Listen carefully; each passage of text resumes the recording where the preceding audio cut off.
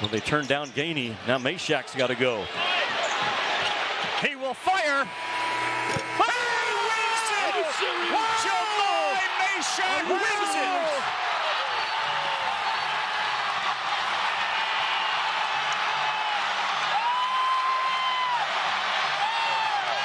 Mashak is a star of stars.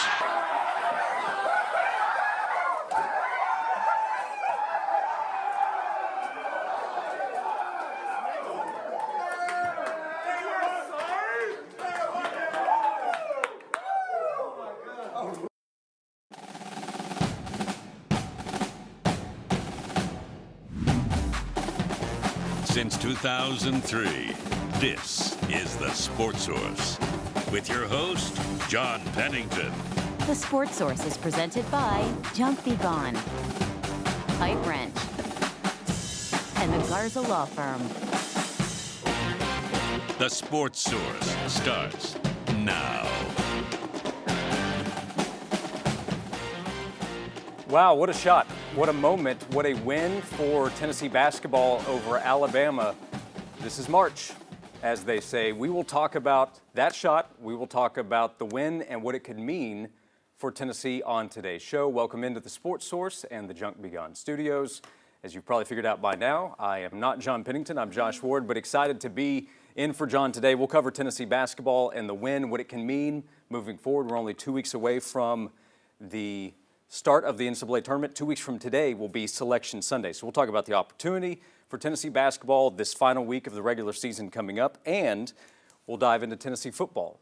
Tennessee football getting ready for spring practice later this week. We will talk about the team, but also a key player who may or may not be with the team when they kick things off later this week. We'll talk Tennessee baseball as they have a hot start, finishing off last year with a national championship. New team, but picking up where they left off, and volunteers in the NFL Combine.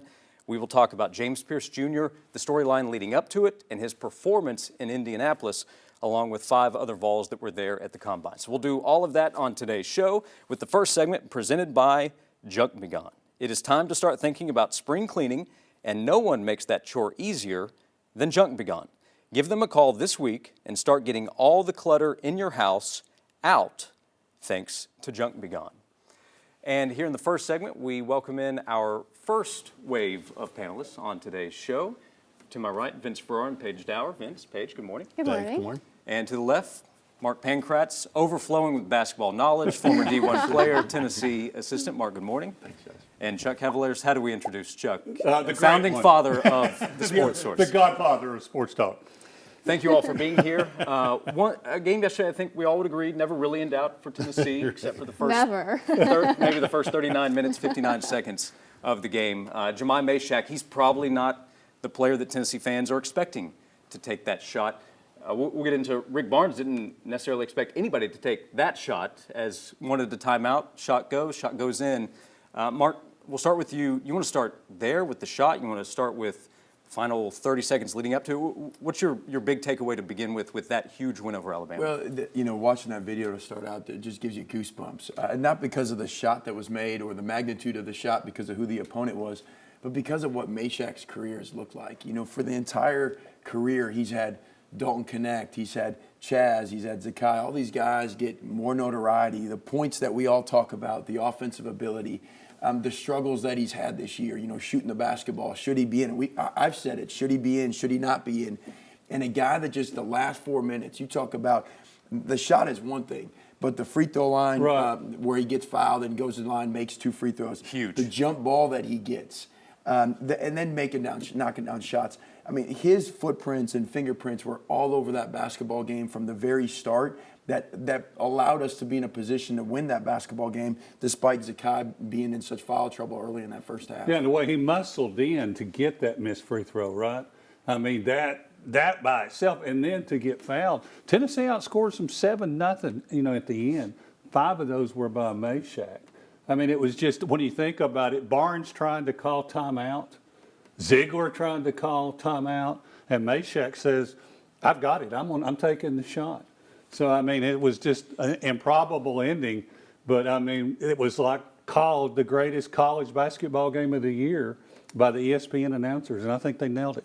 And I think what he was doing on the defensive end, there wasn't a loose ball that he wasn't painted on during that game. And I think you can look to, I think it was like the 12:40 mark in the second half, and it's a loose ball, and he's hustling to get it on the other side of the court, and then takes the contact to get the layup on the other end. Well, it's a goaltend, but he gets the ball to go in there. And I just think what he was doing to get those extra possessions for Tennessee and then converting for points a lot of the times was huge for his confidence. And I think that's why at the very end of the game, he's like, yeah, I'll take the shot. I was like, I don't know what Rick Barnes is telling me to do, but I'll just go ahead and take that shot. So I thought that was really impressive. His confidence has never wavered, and he's tried to tell people, hey, I have offensive skills. I'm a good player, but sometimes getting other guys' shots has been the better play in the moment. You know, he was my Vol Network pregame player interview, and I started that interview by saying, Jamal, I got to be honest with you, this game has you written all over it. Great team, big opponent, a lot of accolades, but then you're going to take that personally and say, I'm great too, we're great too, we're going to answer the challenge. And he said, you're absolutely right. And he played that way and rose to the occasion. That's one of the great traits that this team has, is they raise their level to their competition. And then the lead in, you guys talked about all those different things, even those jump balls. I mean, just the breaks that happened, the tie-up that should have been a foul when Sears stepped on Ziegler. That ended up being a tie-up, switching the possession arrow. So then when you had that tie-up at the end, it actually went Alabama's way, so that set up them being able to get the stop on the 5-second call. So it's just those things all just fell into place so much. But if Tennessee doesn't play that hard, and if he isn't so clutch, then obviously they don't win that game. And a couple other things, too. You look at Akbar. I think he was a difference maker in the paint. How about Jordan Gainey stepping up when we don't know where scoring's going to come from? And to this staff's credit, again, they got the ball. They did some dribble handoff stuff where he could dribble handoff left and Gainey's coming off right. Under control, knocking down pull-up jump shots. Gainey kept us in that ball game offensively. Barnes, after the game, said Gainey has become their best driver. And part of the post-game discussion as well was he's more comfortable. Zakai's out. We can get to that. But he's out for a lot of the first half. Gainey has to step up in that position. Well, and look, down the stretch we ended up making plays. But that last 4 to 6 minutes, our offense got stagnant. When we got the ball into the paint, and Jordan did it a lot, Zakai did it a lot, but we got the ball in the paint, we could make good shots or make good plays. But a lot of times we were getting that ball on the perimeter, and our offense would stall at the end. And then the last person, one of the credit to coaches, because I was screaming at the end of the bench or at the end of the game when we took Gainey out. I'm like, who's going to score for us even the last 2.5 minutes? Because Igor had been on the bench for a lot of that second half, and he put Igor in because we were giving up a bunch of offensive rebounds, and Igor goes and gets 2 big offensive rebounds. So a guy that was out of the game could have checked out and said, man, where's y'all been talking about? I'm so important to this ball club. Stayed engaged, got 2 big defensive rebounds. And how about that second that was added to the clock at the end? Before the 5-second violation, what did it go from 2.6 to 3.8? I think. Yeah, 3.7. And here's the thing, guys. When Meshack's 4 of 5 from the line, right? Yeah. His first miss, his only miss on the free throw line from the Alabama bench, and people courtside could hear this. You are not a shooter. Well, guess what? At the end of the game, he got a look over at that bench, and his eyes were saying, "I am a shooter. At least I was this time." Well, I mean, that was just awesome. And Mark, I like what you said about Felix Akbar, because Jemiah Meshack talked about him after the game that, after practice, he actually has Felix guard him on those similar types of buckets that he had at the end of the game, that 3-pointer. So he's like, yeah, so when I was pulling up to take that 3, he's like, I just imagined Felix was there and I knocked it down. So even before the game, Felix is contributing. Yeah, this talent that we're playing against the SEC, I mean, in these high-level games, it is a possession game. And you think about what Barnes did, a couple things. One, Gainey getting that full court layup at the end of the half, huge. Putting Zakai in with 4 minutes left in the second half, that's a big coaching decision. Does your point guard get 3 fouls? That's a big coaching decision that worked out. Is Coach Mark Pankratz putting him back in, or are you waiting until the second half? What are you doing there? I would not. I would actually have kept him on the bench because you're still close. It's a 1-possession, 2-possession game when he came back in, and I think you're just trying to get to that next stage, and it worked out for him. And then Akbar, Akbar gets his 4th foul with about 6 minutes left. And you're thinking, man, do you take him out to save him to the last 3 minutes? Barnes keeps him in the game, and Akbar continued to – I mean, one time he switched on to Sears and kept Sears out of the paint, playing defense on their point guard. Yeah. And so Akbar was huge on the defensive end, and the coaches made big-time decisions down the stretch that led to a big victory. And 4 straight wins over Alabama now. 4 straight. 4 straight. Tennessee continues to win top 10 games at home. The numbers, the record stacking essentially that Tennessee's putting together at this point in big games is remarkable. Just adds to the list of what has been accomplished. So that's one of the great moments, right? That Tennessee fans will have experienced. We were talking before the show about big shots. The Chris Lofton shot against Texas came up. That's obviously earlier in the season. He has the shot against Winthrop, which was a big deal. But how many of those moments, those shots, does Tennessee basketball have? That's one that Tennessee fans are going to talk about forever. Oh, and especially because, I mean, we were down 4 points with 36 seconds left. Yeah. People around me, 20, 25 people around me. There were a few fans that said, yeah, I'm out of here. That's it. And they thought the game was over, and to come back and be able to get that in that moment from a guy that, look, we're not going to have many more guys that probably wear an orange uniform that are here for 4 years. Yeah. Like cherish this moment for a guy that could have left. He could have taken NIL money and went somewhere else. He kept the payday here, stayed with Tennessee, and now he is the definition of this culture. And so fans really need to be celebrating what he's done in Meshack. I think to have a play similar, you mentioned the coast-to-coast by Jordan Gainey that he had against Illinois. Just think to have 2 incredible finishes like that in one season is phenomenal. 5-0 at home against AP top 10 teams now under Barnes. And Barnes actually wanted to keep Ziegler on the bench, but he said he thought Gainey was hired because he was having to do so much running the point. So that the game situation, I think, dictated why he made the move. Yeah, wanted a timeout at the end, didn't get it. Usually, Rick said he usually was furious. he usually tells the official before the play, I'm going to call a timeout. For whatever reason, didn't. Yeah. And it worked out for And he said that was his best coaching move of the whole game. That's right. We'll close out the segment quickly. Chuck, we were talking about big shots, big moments. Is it award worthy? What It's do you a think? buzzer beater, guys. I saw this on my desk. It says Oscar's best buzzer beater in Tennessee basketball history. Mark, can Mark you open Pankratz, that? you wanna award It's that so there? exciting. Who could it be? And the winner is Jemai Meshack. Wow!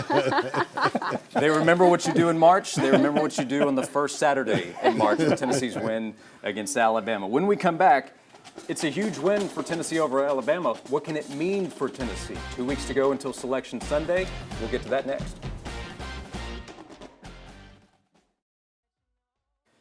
Welcome back into the Sports Source. This segment is brought to you by A.G. Hines Company. For more than 100 years, they've been providing top quality building materials to do-it-yourselfers in East Tennessee. 100 years. That's a century, folks. Go to aghinescompany.com. And we welcome in to the show, this segment, Tyler Ivins. Tyler, good to ride with you for the next hour and a half. How are you? That was clever. Yeah, he's funny, man.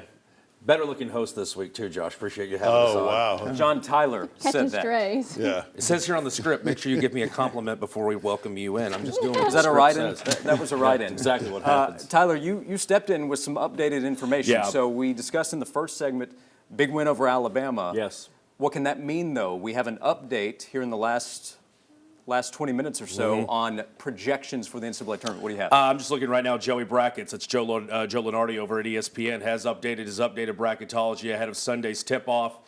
The new number 1 seeds in this order. Auburn is your 1, Duke is your 2, Houston 3, Tennessee's 4. The 4th number 1 overall seed, just ahead of Alabama, the 5th overall seed, Florida, the 6th overall seed. When you talk about going to the last 4 in, these are teams 65 through 68 in order: Georgia, Arkansas, Nebraska, Oklahoma. Sum it all up. 13 of the 16 SEC schools as of now are in the NCAA tournament, with Tennessee's win over Alabama essentially flip-flopping the 4 seed to the 5 seed.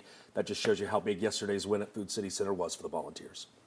And the thought going in from Joe was Tennessee or Alabama could be a number 1 seed, not both of those teams. So it seemed one that Tennessee needed to get. It seemed unrealistic if one's going in, if Tennessee loses at home to Alabama, probably not going to jump up to a number 1 seed. Now, games to go, we're going to get to those, but Vince, what do you think there with number 1 opportunity for Tennessee? Joe Lenardi saying Vols are up there. I think it's really good. What's left for Tennessee, as you mentioned, I think is in their favor. And, Alabama, who is one of those teams you're competing with, has a brutal final 2 games with Florida and Auburn. So they're in a good position. But the SEC tournament, it's just so unknown what your matchup's going to be like, the high level of competition you're going to get. The double bye is big. To me, that is the biggest thing, more so than the 1 seed positioning, because that can change. putting yourself in a better position there, because now they're a full game ahead of Missouri. They're actually 2 games up on Missouri because they have the tiebreaker there. So they had some help from Vandy yesterday. So that's, to me, helps you be able to make a deeper run into the SEC tournament, which, of course, will help you your resume for a 1 seed. So one step at a time, I think the double bye positioning is even more important. On the deeper run in the SEC tournament, I don't want a deeper run in the SEC tournament. Like, Here. I am okay with them losing on Saturday and getting that day of rest on Sunday in preparation for the NCAA tournament. Like, we're too lean to be able to run it and play on Sunday. I've been there where now you got the NCAA tournament party maybe in Nashville. It's a later night. Like, I'm okay with us losing on Saturday. I never want to lose a game on purpose, but I'm okay with losing on Saturday with the longer mindset in mind of getting further in the NCAA tournament. I'm with you. We've talked about this before, even Vince, when you haven't been on. Look, am I saying that they need to go out there and get shellacked they did last year in Mississippi State on Friday? No, that was a bad look. There were a lot of people who were really upset with how Tennessee performed in Nashville until they saw the extended run that got them to the Elite Eight. We talked about the reward over rest. I think rest is the reward for Tennessee basketball, and I go back to the week off they had before Texas A&M. Yeah.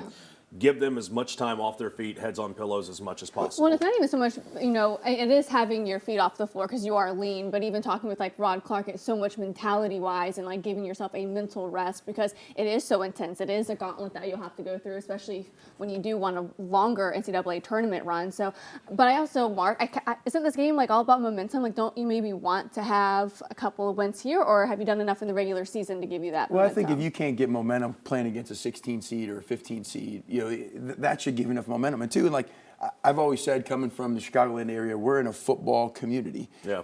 This is normal in the NFL, right? Like and I get it. It's the physicality is different, but once you've already got your seating locked up and you've won your conference championship in the NFL, they take guys out. They rest guys. Saquon Barkley said at the end. In preparation for what everybody remembers. Did you win the Super Bowl? And to me, March Madness is your coaching resume, your player is did you win? Did you get to a Final Four? And if that is the expectation, that is the purpose. Again, I'm okay. Like, all right. Again, I'm just okay with them not playing. Well, that was Rick Barnes' New Year's resolution to get to the Final Four. So maybe we'll forego the SEC. Last thing on this, Josh, I think the double bye sets you up to where you could do the scenario that Mark talked about. You start on Friday, maybe win an impressive game, helps your resume, and then if you lose on Saturday, it doesn't really dock you. They're setting up the brackets in advance anyway for the most part. So I think you can still get a great resume booster with the first game and then being in that Saturday game for a potential 1 seed without just being one and done, which is a different look, and then it can hurt your seeding. We'll close the segment with this, and then we're going to have a little more on the SEC, but Tennessee has a turnaround, road trip to Ole Miss, and then home game against South Carolina. From the mindset standpoint, you have this huge win, this huge moment that you're celebrating. Then you have to turn around, Mark, and there's an opportunity here for a number 1 seed. Tennessee's there right now. What's the mindset, the conversation they might have in that locker room leading up to the game about how they need to finish the regular season? You heard a lot of the guys talk about how the fans really helped them through those tough moments of that game yesterday. Now the shoe's going to be on their foot. So I think these guys have the mentality of when their back's up against the wall, when fans are getting loud, they rally. The nice part about it is being as good as we are, you're not going to go into a dead environment. It's going to be live on Ole Miss. Ole Miss is playing for seeding. I mean, it's a big game for Ole Miss to get that quad 1 win. So the mindset, I think, will be there. But the first couple minutes will tell the story of can we stay close enough to then let us dictate and our physicality dictate on Ole Miss. We will have a scouting report on Ole Miss for you as well. When we come back, we will talk about where Tennessee is right now, the chance to have that double bye in the SEC tournament when we come back.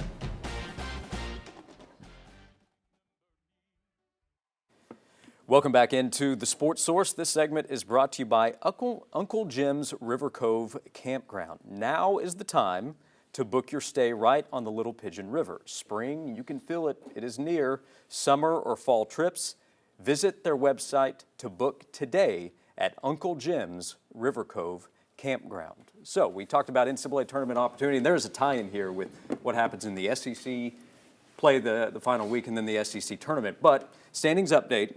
Auburn has clinched. They are the outright SEC champs. They sang a little I was Rocky about to Top say after that. seeing Jemai Mashak's buzzer beater to beat Alabama, so beating Auburn's rival and clinching it for Auburn. Florida and Alabama are both 12-4. Tennessee 11-5 in the SEC, with Missouri 10-6. Mizzou losing to Vandy. Tennessee has the head-to-head against Mizzou and now jumps them in the standings. So Tennessee is in a good position at number 4, could potentially jump up, as Tennessee has Ole Miss in South Carolina this week. Bama's final week is tough. They're just in a brutal stretch with Florida at home and then at Auburn next weekend. Florida has Bama on the road and then Ole Miss to close out. But Tennessee in a good position to be in that double bye in the top 4. We'll see if they can move up. But part of this comes back to, Mark, how much it affects your NCAA tournament chances. I think that's been a bigger question the last couple of years when Tennessee went to Sunday and won it and then didn't seem to affect the seeding. So you want to be in there partly for rest, I would say, be in that double bye, not having to play extra games, but then maybe you want to get out, as you were saying, because Tennessee this week more than the SEC tournament might be able to wrap up whatever seed it gets in the NCAA tournament. Yeah, I mean, you look at yesterday with Zakai being as much foul trouble as he was, Boswell got very little playing time. He went in and went out pretty quick. And so there's not much faith in that position. And so, I look at Florida. I think you said they went down and then they jumped us in the net rankings by 1, even though we won and Florida lost, right? So some of our schedule's not as tough as Alabama's and Florida's down the stretch. So what does that do even if we do win out? And how much do they take that in consideration? But to me, it continues to be about us and making sure that we're fine-tuning and staying locked in and in preparation for the NCAA tournament.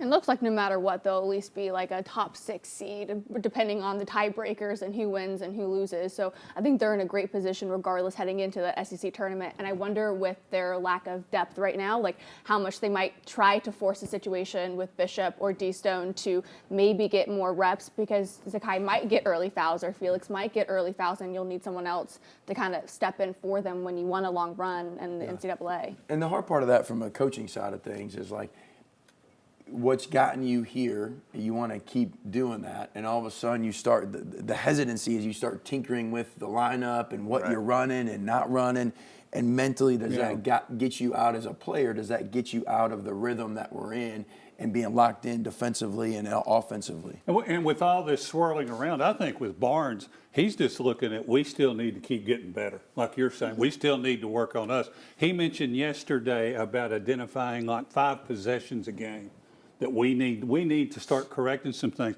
Look at the start of the game. Tennessee had like 7 turnovers. Alabama had 14 points off those turnovers.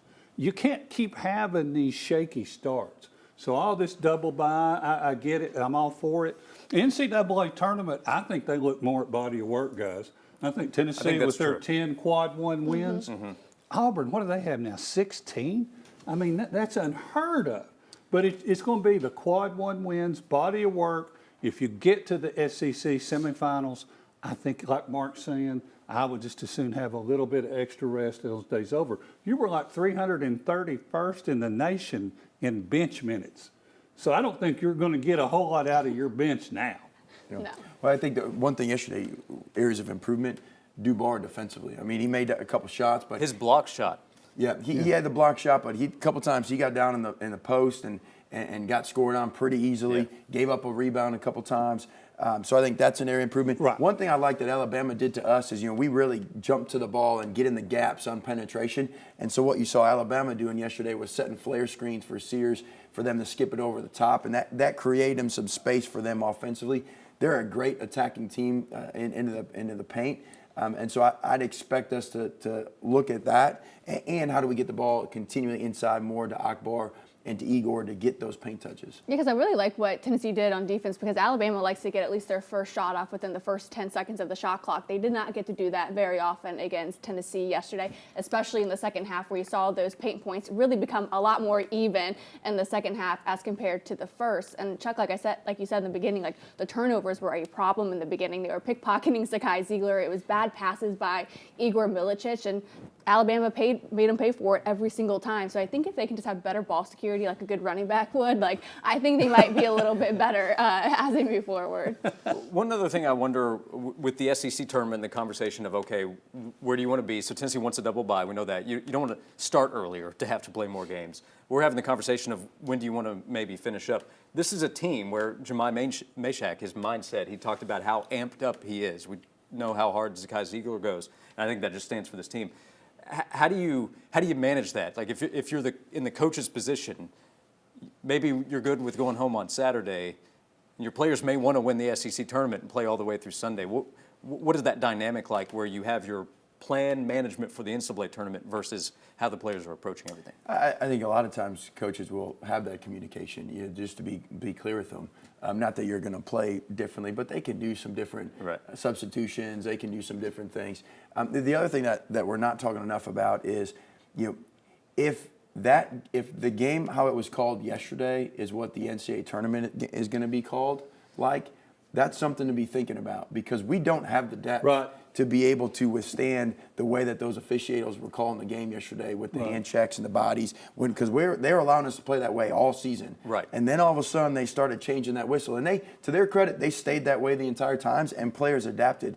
But if that's how it's going to be called in the NCAA tournament, that's going to be tough for us to advance against really good teams, because the way that we play such a physical brand of basketball on the defensive end, and that allows us to be as good as we are. Mark, I took 8 pages of notes on this game. On the first page, circled, is this the way the NCAA tournament is going to be called?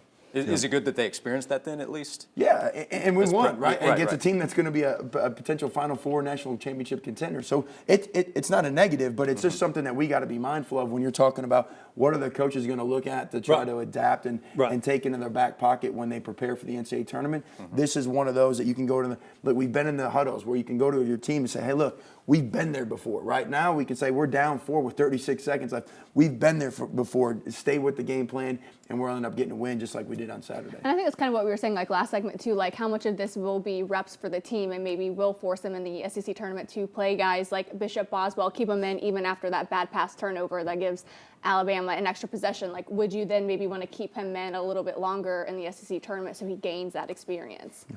And of course, Tennessee has to be mindful of 2 games to go. When we come back, Ole Miss, South Carolina to close out the regular season with Tennessee in a position to go after a number 1 seed. We'll get you the scouting report on Tennessee's opponents when we come back.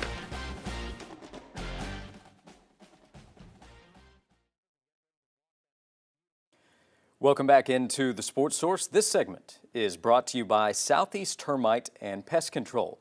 They are East Tennessee's biggest and best pest control company that's still locally owned, still family owned.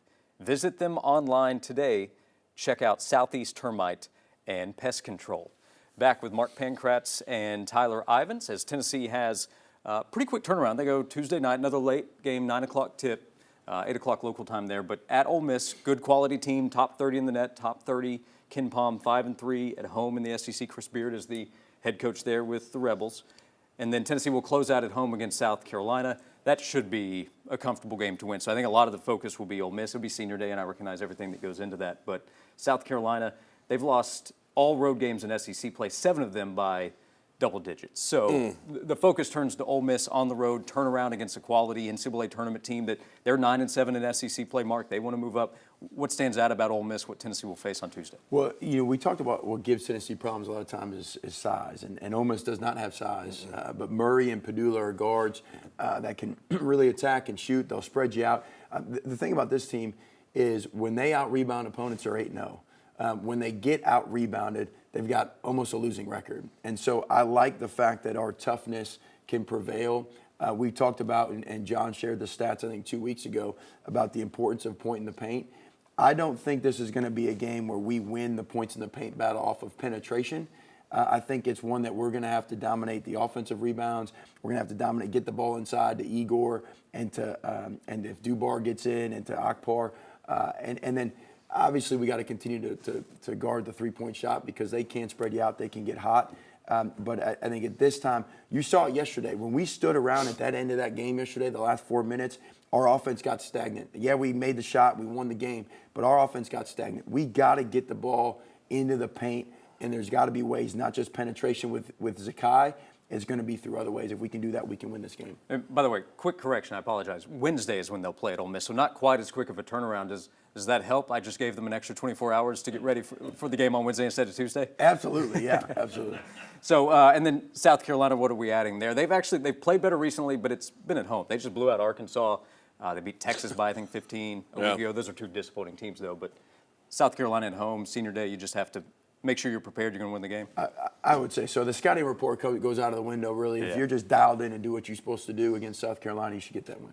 Tyler, what might be interesting with these matchups, maybe more so Ole Miss because that's the closer game coming up on Wednesday, but from a betting standpoint, numbers you might be looking for here in the next couple of days? I agree with essentially everything that Mark just threw out there. Sean Padula, I'm not comparing their games, but he has a little Marshall Henderson in him where he will just throw it up, and throw it. It's caution to the wind is Sean Patula's game. You already brought this up. So whenever you see this guard who is quickly off screens at the top, getting exchange, ball handling, you're going to see him throw up 2 or 3 shots every possession and go, gosh, this guy just throws caution to the wind.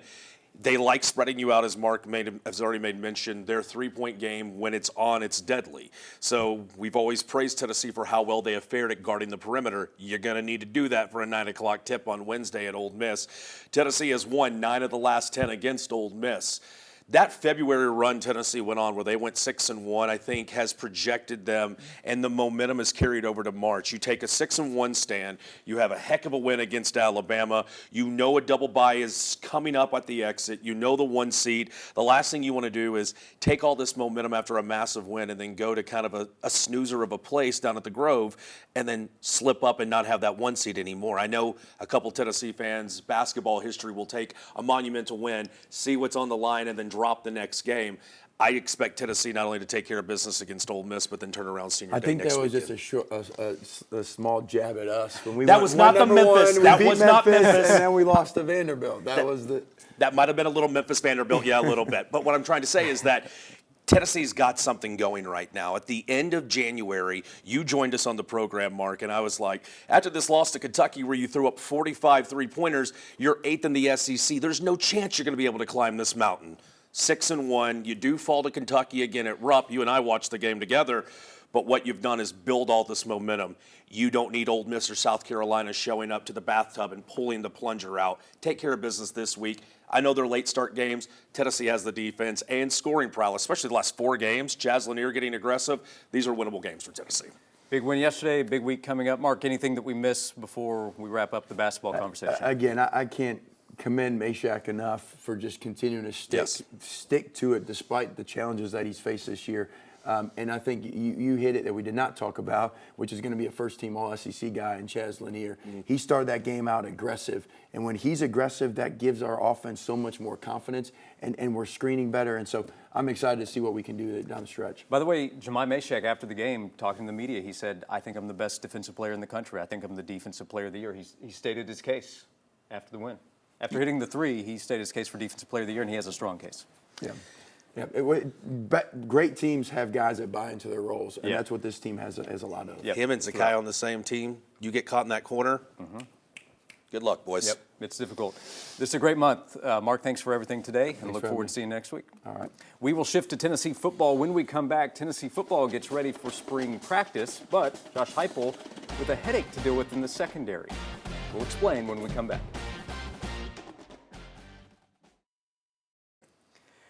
Welcome back into the Sports Source. This segment is brought to you by Madisonville Marine. You can see them today through 5 o'clock at the downtown Knoxville Boat Show. Joe and his team have great deals for you right now, so you can visit them today, again until 5 o'clock at the downtown Knoxville Boat Show. You can also find them online, madmarine.com. As we come back in here to the Sports Source with Vince, Tyler, Paige, Chuck, we shift to Tennessee football, and the Volunteers will open up spring practice at the end of this upcoming week. Will they open up practice with Ricky Gibson? So the story from earlier in the week, On3 had a report saying that Ricky Gibson told them he plans to enter the transfer portal. Now, plans to enter the portal does not necessarily mean that he will. So to back up a little bit, Gibson, who had a strong sophomore season this past fall, Jamal McCoy was all SEC, All-American level. Ricky Gibson, quality player too, reportedly agreed to a new deal back after the 24 season ended. But Jamal McCoy since then has suffered a torn ACL. His status at the start of the season is a question as he's rehabbing and recovering. That can change the value of Ricky Gibson. So reportedly agreed to a new deal a few months ago, but reportedly they want another one before spring practice or before at least the start of the season. So how do you handle this as practice is also just a few days away? Will he be on the practice field? Will he not? Ricky's also an important player with McCoy out. We'll get to the secondary itself, but in terms of handling the situation, if you're Josh Heupel, if you're those involved, Vince, I'll start with you. What do you think when you see the story and as we still wait to see what will happen? Well, before the details, and you laid it out well, NIL was the first thing that came to mind. Like this is a ploy to get more money to put this story out there. So I think you have to find a way to figure it out because he's got the leverage in this situation. All of it. And so they're not deep even with him. And he is your best if McCoy isn't there. Oh, by the way, he's still a young player. He and McCoy had aspirations to be the best cornerback duo. How do you do that if you're not practicing? Portal doesn't open until afterwards. I understand his move, but from a football standpoint, it can be a detriment for him. But he's got the leverage. If you're Tennessee, you got to figure it out. However creative you have to be to not hurt everyone else that's now going to want other deals too. You got to be careful of that. I think you got to figure out a way to get him done and try to get him in for practice as well. Kind of the analogy I was thinking, and it might not be a correct comparison, but it's like when you're in grade school and you bring a snack to class and then the teacher's just like, well, if you're going to eat a snack, you better bring one for the rest of the class. I feel like that's kind of how Ricky is. He's like, maybe sees some other deals being done or he sees a moment where he can get a better deal and he's like, well, take care of me. I think that then starts maybe a snowball effect, and I think that's where maybe NIL gets a little hairy is because that will start that snowball. And I think where Tennessee is feeling a little bit of the heat is they lost a ton on the defensive side to the transfer portal. They really haven't replaced anything, and now you maybe have lost your key guy in McCoy. Yeah, I mean, you might have to go to the portal anyway to find a cornerback, regardless of what he does. And, sophomore from Trussville, Alabama, I can see wanting to see if there's more money. And I thought he'd already said he was going to skip spring practice. I don't know if that holds up, but I'm trying to recruit him like heck. I mean, I believe he's one of my number one targets since the bowl game against Iowa, which I thought first time I saw him on the field. He flashed then. You can't afford to lose that. But if he is going to leave, then you do have to move on. But if he's got a number in mind, I'm going to see what it is, and let's go from there.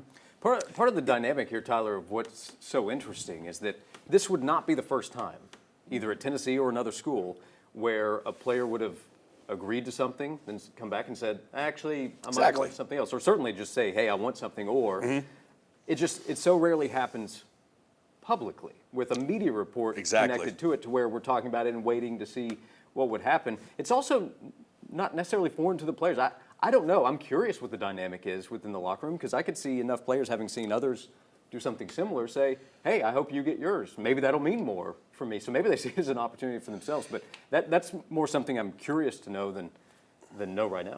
This is a seller's market where do you like capitalism, make as much money as possible? Ricky Gibson's team has gone, I'm going to tell you, I'm going to go on Instagram. I'm also going to throw this out on social media as much as I can.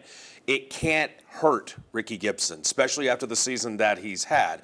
Ricky Gibson, if you go and look at his targets game after game at who the opposition, finding the receiver he was guarding, he had himself a strong season. Maybe didn't flash so much on the turnover category, but there were quarterbacks who were shying away from him at different points in time in the season.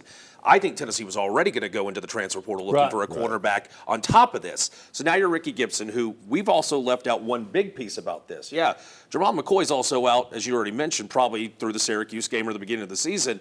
What does it do for a secondary that has a Boo Carter player who also wants to play offense as well? Carter, who I think we were having this conversation, maybe somebody else was. Tennessee only has 4 or 5 wide receivers on scholarship right now. And now you might be moving Carter to the offensive side of the ball for a couple of snaps. What does this mean now if Carter's not going to be as available in the secondary because he's playing offense as well? To me, say what you will about, let him go. If he's going to strict whatever it may be, you need to take care of business to make sure Ricky Gibson gets his. It helps now because of your current situation, but then the also $64,000 question, What happens the next time some player goes, Ricky got his, where's mine? Well, we've already. Where's his? Where's his? We've already seen this with Nico, didn't we? Yeah. Didn't we see it with Mike Matthews? Yeah. I mean, isn't this like the new way it is? Dylan Sampson posting photos of a cheetah in a cage after Jabari Small, like or I should say after Small and Wright got their share. Trust me, there are subliminal messages and subtweeting that's happening all the time. This is the NIL world. We just need to get adjusted to the new college football that is today. Yeah, that is why I wonder, is it more a headache for coaches, for collectives, for those who are involved in negotiations, more so than players? Players may say, hey, he's done it, this guy's done it. I understand if you want to do this might be the GM aspect. There it is. Has to be a There it headache is. for head coaches. Yeah. I know that's a whole other story for another subject, another time, but we see all these other college football programs hiring GMs. Oklahoma this week hired Jim Nagy away Bingo. from the Senior Bowl. Yeah. I'm sure Tennessee has somebody in-house that doesn't have the title yet, and there hasn't been a big release. But situations like this, can't wait to read the big release and who the person, names, or people group who are going to be doing the NIL negotiating so Josh Heupel can just go coach football. Yes. Meanwhile, Tennessee gets ready to practice and prepare for the 2025 season. When we come back, expectations are high for Tennessee's football team. The secondary question, should that affect expectations for the Volunteers on the field this fall? We'll get to that when we come back. Welcome back into the Sports Source. This segment is brought to you by Pipe Wrench. Heating, cooling, drains, plumbing. If you have an issue at your home, give a call to Pipe Wrench. If they don't see you in 24 hours, the visit will be free. Check out pipewrench.com. Back here with Chuck, Tyler, and Vince, and I failed to say goodbye to Paige. So Paige, we appreciate you here on the Sports Source as she is off to cover Lady Vols basketball and a senior day there for Kim Caldwell's team. We continue the Tennessee football discussion, now the effect on the field. So Ricky Gibson's status is a question going into this. Jermon McCoy's status is for sure a question because he's still recovering from his ACL tear. And when he comes back, a key player, how does he look? We'll get to that when that happens. But Tennessee's coming off a playoff appearance. Tennessee, one service has 9.5 as the win total. That's higher than where it was a year ago for Tennessee going into the season. This week, Phil Steele projected Tennessee as preseason number 10 in the Associated Press poll. Sporting News did a collection of the way too early rankings. Tennessee came in at number 10 in the collection. And then ESPN's SP Plus ranked Tennessee number 8. While we have a question about Tennessee's All-American corner and the other corner who would make that duo that they want to be the best in the country. Chuck, does this affect, how might it affect expectations for what Tennessee can be this fall? I mean, it would with me because it's not like you've cultivated that position and have people you think are just going to step in right away. And I also go back to the game against Ohio State, and Chip Kelly, when he was offensive coordinator then, looked at Tennessee's defense and said, if they give us single coverage on the outside, told his quarterback, you got to let it go. You got to throw it deep. That's where they were going to attack. They were successful at that. So I think other teams are going to do that. I'm not sure McCoy's going to be back as fast as you guys say. I mean, that could, for an ACL, you just don't know. Running backs, it's a year, right? So yeah, that's part of the concern is you don't know. And week 3 is Georgia. That's a huge game in SEC play early in the season. And the last thing I'd say is, how many one-possession games were you in last year where the defense or the cornerback or somebody made a huge play? I'm thinking Alabama. I'm thinking, Florida. I'm thinking all these games. You can't count those as wins if you don't know for sure you can count on your corners to hold up in single coverage. Well, sorry, go ahead.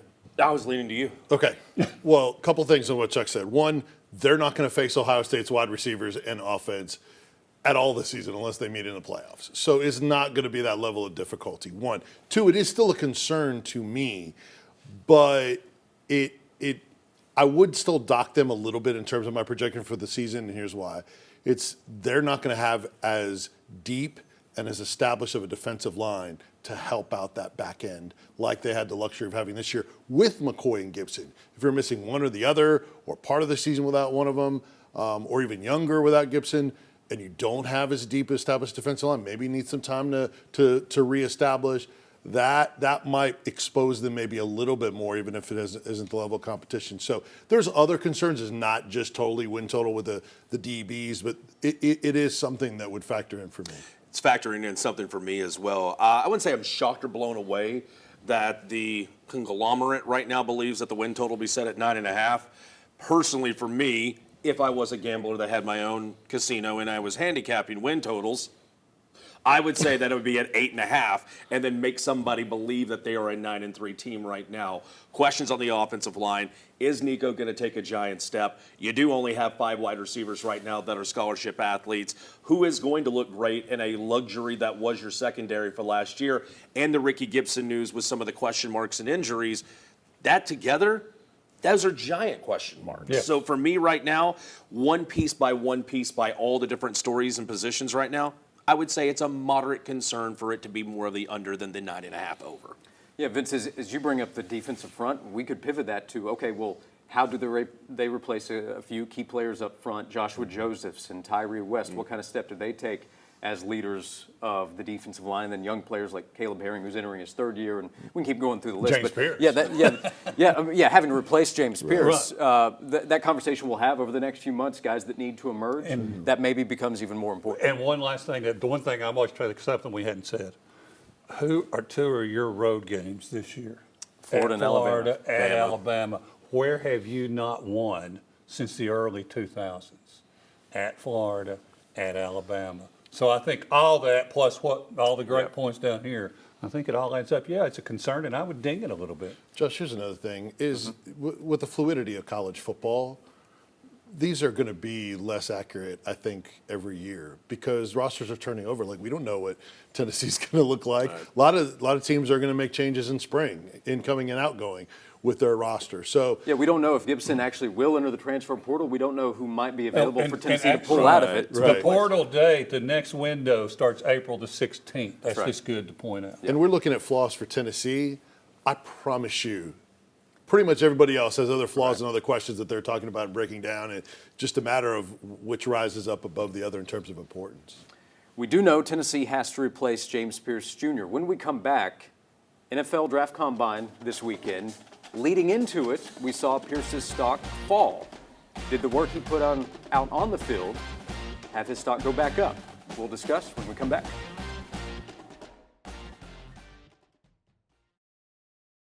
Welcome back into the Sports Source. This segment is brought to you by Safety Systems, the leader in East Tennessee for security systems and security solutions for your home or your business.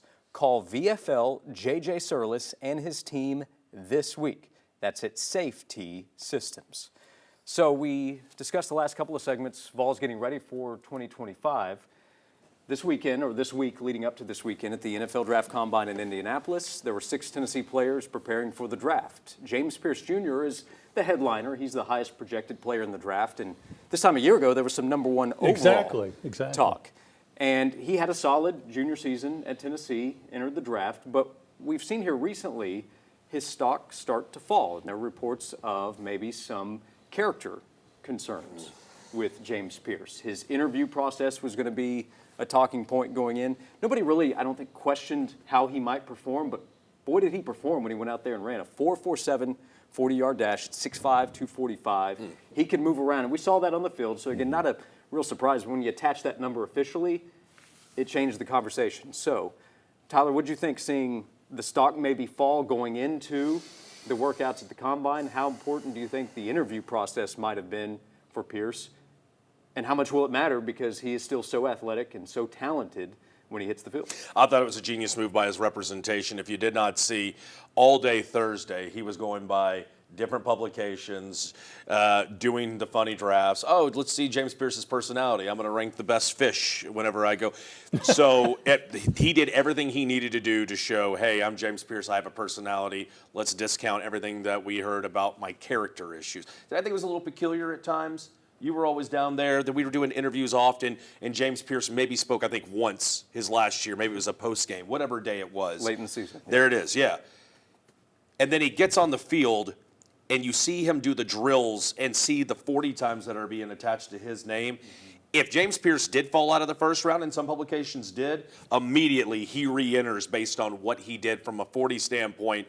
Do I think that he's going to end up being a top half of the first round? I believe I would take him. I don't think it's going to happen just because of how many other edge rushers are in this draft. But if there was even the smallest slip, he officially re-entered the conversation with that 40 time. You do kind of cringe, or not cringe, but you question some of the other marks that he left, high jump, et cetera. But to me, I think James Pierce is still a top 32 talent in this draft. Well, I agree with that. Daniel Jeremiah, who I think is the best at the draft analyst role now, he has him as his number 21 player. Solid. Yeah, but he didn't have him in the first round in his mock draft because then that's a different conversation. Right. Best player versus what the teams will do. And I've talked to scouts. The question about distractions in James Pierce's life and background are real. They're there. The thing is that some teams are going to be able to overlook it and see the athleticism and the potential he has. Do they have the resources to feel like, all right, maybe this guy has some things that we're wondering whether we can keep him in line, even though there wasn't anything public that came out? The NFL has all the answers. So for some, they feel like, okay, we have the culture to where we can overlook it because he's such a special athlete. Yeah. And then others maybe don't feel like they want to put in the resources or have that as their structure. But I think he did help himself. And then the on-field drills, too. Not having false steps, just so smooth in and out. He was the talk of day one. I do think he helped himself. Yeah, and I don't think it was fair to characterize it as character issues, right? I mean, the dude wasn't comfortable talking to the media. He was at SEC Media Days. There might have been some other things going on. I do think there were some other things. That, but I mean, to categorize it as character, right. Very, very peculiar. Just see, that's what I'm saying Yeah. there. And there are other, but I'm saying, look at the tape. Exactly. The pressure. He got his best stat. He ranked number one, in the country in pressures. 22% of that's what he was doing better. His sack production wasn't up. Improved as a run defender. Right. But still, I mean, there's teams that are so desperate for edge rushers that somebody is going to take him. And I still think it's the first round, but I think it's in the bottom half. You're hosting, and I know you're distributing the questions here, so I'm going to turn one to you quickly. Please. How much of this do you believe was the loss of Tyler Barron from the slip from 2 years ago to this past season? Well, I've said that. Yeah, I think that's part of it. There's a lot of attention. I mean, there were times where other guys were stepping up and succeeding as I believe Tyree West had a huge first step, Yeah. first 5-6 games of this year because all the attention paid to James Pierce. Yeah. I would be surprised. I'm sure there are some teams, but remember, it takes one when we talk about where you go, can you go high enough? I am sure that on the field, teams are confident that if James Pierce answers any questions they might have off the field, that he'll be good on it. I don't think that's their concern at all.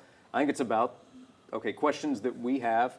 I also think for fans it has to be a weird conversation because fans never really got to know James Pierce. He spoke to the media so rarely. All fans saw was a playmaker on the field, and they know he's a super athlete, and they remember the pick six against Iowa and making plays in the SEC. And then to hear this when he had one arrest situation that was resolved pretty quickly, I think. But fans don't hear or see this stuff, so you see this kind of report. One of your favorite players that you never really got to know. Right. So had to be kind of a peculiar situation because you also want to back your guy if you're Tennessee. And I also think Tennessee might have been able to utilize him a little bit more than just strictly as a rush in. I mean, could he have lined up more over the center, over the middle? I mean, I think, the way the Cowboys could use Micah Parsons. I know there's a little bit of difference there. I'm not comparing exactly the same kind of player, but you can use somebody a little bit more. Or was there a problem there with being able to understand different roles? Well, guys, James Pierce Jr., he had to still answer the questions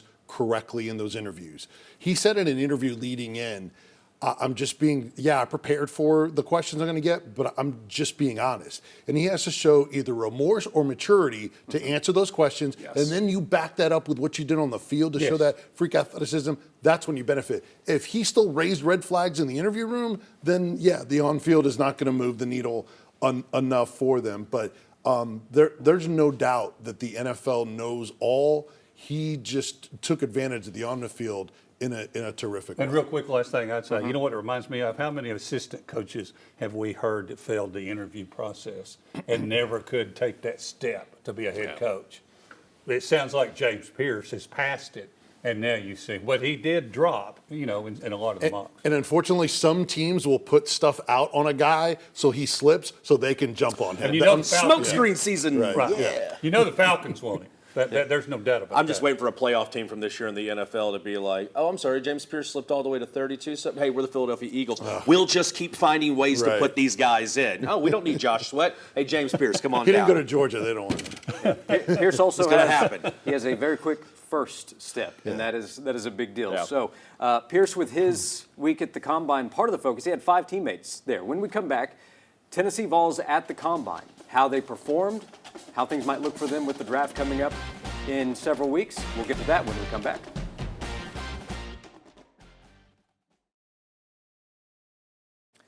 Welcome back into the Sports Source. It is time for March Madness. Doesn't that mean it's time for comfortable new theater seating in your home or man cave? Expecting a big run this month? How about checking out Games and Things? No one has a better selection of home theater seats than Games and Things. Go visit Games and Things this week. Last segment, we talked about James Pierce Jr. and how he performed. He was one of 6 volunteers at the NFL Combine in Indianapolis. 2 other defensive linemen, Elijah Simmons and Omar Norman Lott, running back Dylan Sampson, wide receivers Brew McCoy, and Dante Thornton.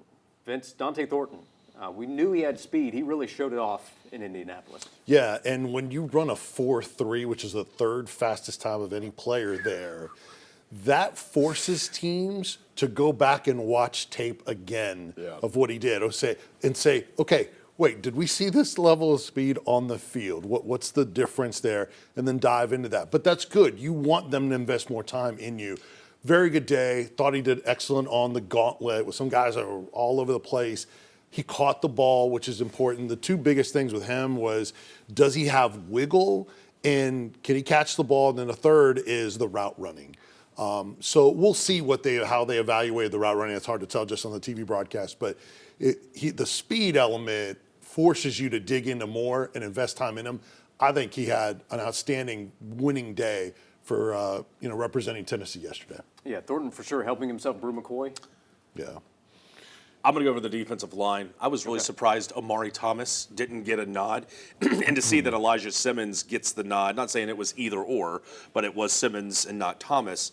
When I saw the 10-yard distance, and they always do that during the 3-cone shuffle, and I should say 3-cone zone, whatever they refer to it as the drill, for him to be able to go 10 yards in just short of 1.2 seconds, a guy who's 334 pounds, has a higher jump than both Omar Norman Lott and James Pierce. It's crazy. That's nuts. And to hear that Elijah Simmons, I don't think he's graduated to day 2. I don't think he's going to be a 2nd or 3rd round selection, but I think he's added a couple extra decimals and commas. Good on Elijah Simmons. I think his stock has climbed just a bit for an extra larger payday. Very light on his feet. You know he's going to do great in the interviews because of that personality. Really smooth for a big guy in his drills. Thought he had a great showing. Omar Norman Lott didn't run the 40. Some of these guys, I don't know if Dylan Sampson didn't run the 40 either, and he's coming off of that hammy that limited him in the playoff game, but he wanted to protect that. So that's something he's going to do with his pro day. But guys that didn't run the 40 and they were healthy or didn't do any on the field drills, that say, oh, well, I've shown what I can do on the field. Well, I'll show it on my pro day. Well, that's in your element where everything is in your favor. Why are you at the combat? Right. Well, because of the interviews and the medical and all that stuff. Still have the pro day. Yeah. But and Dante Thornton, Vince, to your point, it is so cool when they superimpose that, and they have like the 3 fastest times ever in the 40. Right. And one of them is a Tennessee receiver. Yeah. And with Dylan Sampson, I think what he really impressed people was in the interviews and talking about being put on the leadership council at Tennessee when he was a sophomore by Josh Heupel and how much that meant to him. I mean, and you talk about something to me that would really resonate. I've seen NFL and draft media have Sampson on their list of players that they're higher on than maybe where the rankings were a couple of months ago when this process began. Right. Yeah, Daniel Jeremiah said to Charles Davis, who was on the broadcast VFL, of course, he said, well, for a guy that's injured, he sure is moving around there pretty good. Yeah. He did the drills great, really smooth. You see that change of direction and then the straight line speed. It's just unfortunate he couldn't run it there because I think as a former track guy, he would have run a great time. And look, if some of these guys don't run a great 40 time or whatever, then you have a second opportunity at the pro day. Right. So unfortunately, the agents are like, make sure it's in your own element. It just takes it away a little bit. Brew McCoy, thoughts him to close out the segment, a veteran guy, older guy from the group, but well thought of, former 5-star prospect that was a leader for Tennessee as well. I personally believe that there was out of the 6, there was no VFL who needed to have a bigger camp. Like, sure, James Pierce was slipping, and you wanted to see him have a strong showing so he could climb back into the first round. 215 pounds, you're 6'3", you have size, your blocking ability, your leadership since growing up in Knoxville. Could he take that? Look, to me, I look at him and Jawan Jennings, similar stats, similar build, and I thought to myself, man, if those leadership skills could just show, maybe Brew McCoy could sneak in somewhere. I wanted to see more out of Brew because I thought maybe he had the largest gap that he needed to cover. Yeah, the tough thing is that he's kind of thought of as a slower possession receiver, coming off of injuries. The medical is really going to be a big thing with him. There were so many fast wide receivers at this draft. Like he really falls, behind all those super speedy guys. He almost has to be more of the hybrid, right? I mean, I would put him more as like trying to be with some of the tight ends or something. I know you're still looking at receiver. And plus, don't forget, he wasn't able to show at the Senior Bowl, right, Vince? Right, yeah. That's another thing that the medicals. Right. Those medicals. First, it was the ankle injury last year against South Carolina. This year, the wrist. Just you couldn't catch a break. But our draft conversation began with the interview process. That's the last question with Brew. It's where is he physically getting ready for his just first like career. with Samson, those guys are crushing it. Right. Yep, for sure. Very good. Late April 24th, I believe, the start of the NFL draft. When we come back, Tennessee baseball, hot start coming off the national championship. We will talk about the start for Tony Vitello's team and update on today's game as well when we come back.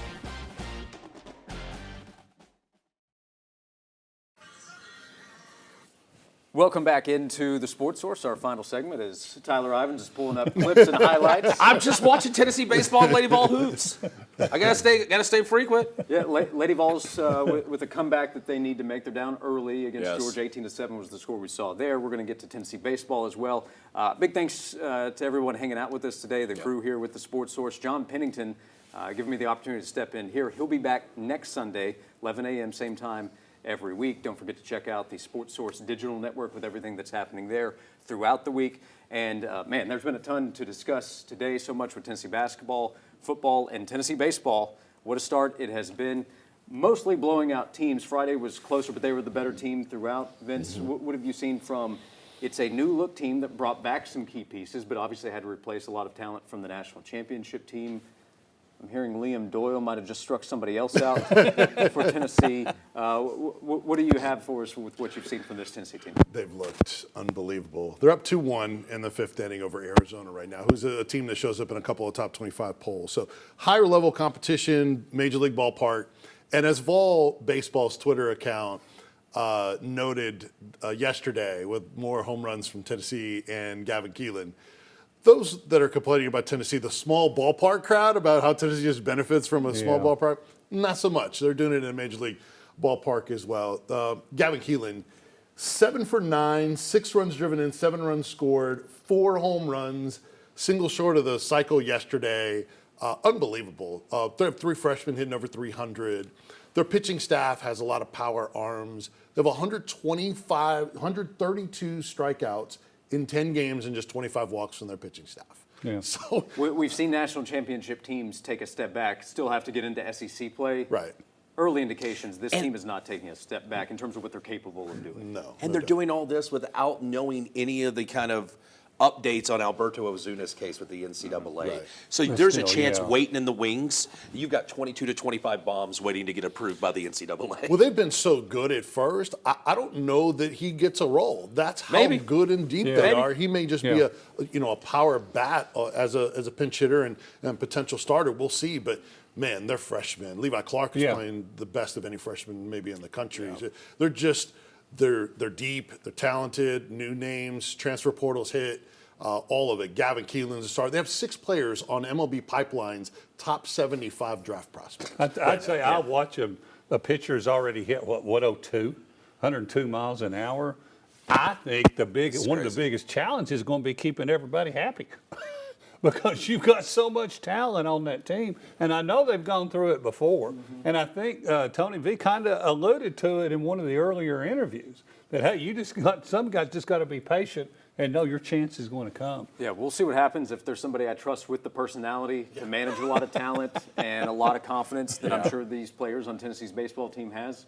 It's Tony Vitello. Yeah. So great start. SEC play will be deep and competitive as always, but Tennessee well positioned. Thank you again for hanging out with us today on the Sports Source, guys. Thank you. Good job. John Pennington back next week at 11 a.m. here on the Sports Source.